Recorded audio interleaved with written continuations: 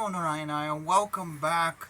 Today we are reading the Amrita Nada Upanishad. The wise, having studied the Shastras and reflected on them again and again, and having come to know Brahman, should abandon them all like a firebrand. Having ascended the car of Om with Vishnu as the charioteer, one wishing to go to the seat of Brahmaloka intent on the worship of Rudra should go in the chariot so long as he can go. Then abandoning the car, he reaches the place of the Lord of the car. Having given up Matra, Linga, and Pada, he attains the subtle Pada without vowels or consonants by means of the letter M without the Savara, without the accent. That is called pratyahara, when one merely thinks of the five objects of sense, such as sound, etc. Also, the very unsteady mind as the reins of Atman. Pratyahara, dhyana, pranayama, dharana, tarka, and samadhi are said to be the 6 parts of yoga. Just as the impurities of mountain minerals are burnt by the blower, so the stains committed by the organs are burned by checking prana. Through pranayamas should be burnt the stains. Through dharana, the sins. Through pratyahara, the bad associations. And through dhyana, the godless qualities. Having destroyed the sins, one should think of Rudra.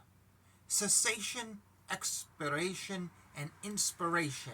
These 3 are the pranayama of expiration, inspiration, and the cessation of breath.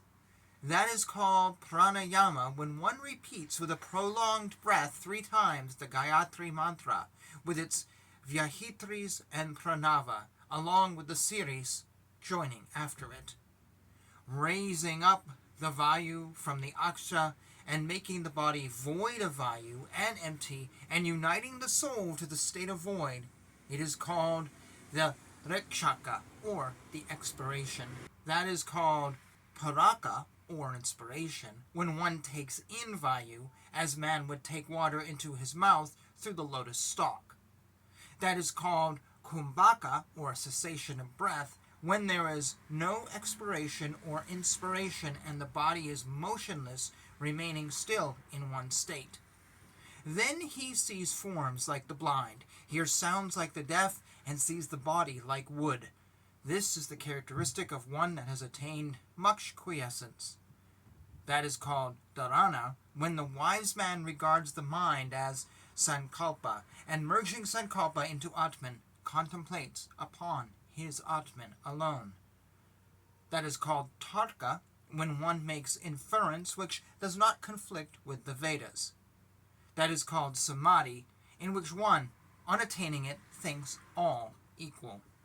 Seating himself on the ground on a seat of kusa grass, which is pleasant and devoid of all evils, having protected himself mentally from all evil influences, uttering Ratna Mandala, assuming either Padma, Swastika, or Bhadra posture or any other which can be practiced easily, facing the north and closing the nostril with the thumb, one should inspire through the other nostril and retain breath inside and preserve the Agni. Then he should think of the sound Om alone. Om, the one letter is Brahman. Om should not be breathed out. Through this divine mantra, it should be done many times to rid himself of impurity.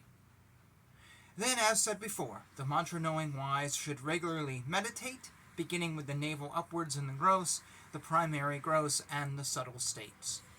The greatly wise should give up all sight-seeing across, up, or down, and should practice yoga always being motionless and without tremor. The union as stated by remaining without tremor in the hollow stalk alone is dharana. The yoga with the ordained duration of 12 matras is called dharana. That which never decays is akshara, which is without the gosha consonant, vowel, palatal, guttural, nasal, letter R, and sibilants. Prana travels through the path through which this akshara goes. Therefore it should be practiced daily in order to pass along that course. It is through the opening of the heart, through the opening of Vayu, through the opening of the head, and through the opening of Moksha. They call it Bila, Sushila, or Mandala. Now about the obstacles of yoga. A yogin should always avoid fear, anger, laziness, too much sleep or waking, and too much food or fasting. If the above rule be well and strictly practiced each day, spiritual wisdom will arise of itself in 3 months without doubt. In 4 months, he sees the devas, in 5 he knows or becomes Brahmanishta, and truly in 6 months he attains Kaivalya at will, there is no doubt. That which is of the earth is of 5 matras. That which is of water is of 4 matras, of Agni 3, and of Vayu 2, and of Akasa 1. But he should think of that which is with no matras. Having united Atman with Manas, one should contemplate upon Atman by means of Atman. Prana is 30 digits long. Such is the position of pranas. That is called prana, which is the seat of the external pranas. The breaths by day and night are numbered as 1, 13, 180, etc. Of the pranas, the first prana is pervading the heart. Apana the anus, Samana the navel, Udana the throat, and Vayana all the parts of the body. Then come the colors of the 5 pranas in order. Prana is said to be of the color of a blood-red gem. Apana, which is in the middle, is of the color of an insect of white. Samana is between the color of pure milk and crystal. Between both prana and apana, Udana is pale white, and Vyana resembles the color of a ray of light. That man is never reborn, wherever he may die, whose breath goes out of his head after piercing through his mandala.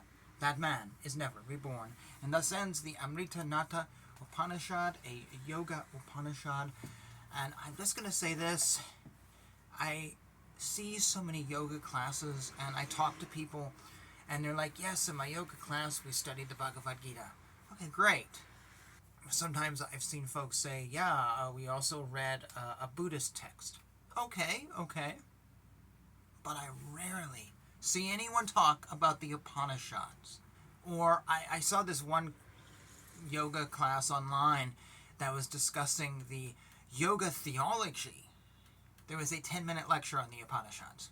That was it. But yet like 3 or 4 lectures on this one Buddhist book and a bunch of lectures on the Bhagavad Gita, but only 10 minutes dedicated to these texts, which may actually predate the Yoga Sutras, or about the same time, or reflect each other anyways. One reflects the other. And I just find that very disheartening, that we have these yoga masters and yoga teachers, and yet they're not reading the core texts of yoga. And we just read one, and yes, I understand it is complicated. No questions asked. No questions asked about that, absolutely. But still, why read the Bhagavad Gita, but yet ignore this? I understand that talks about yoga, but this is a yoga text, which is for what you're doing.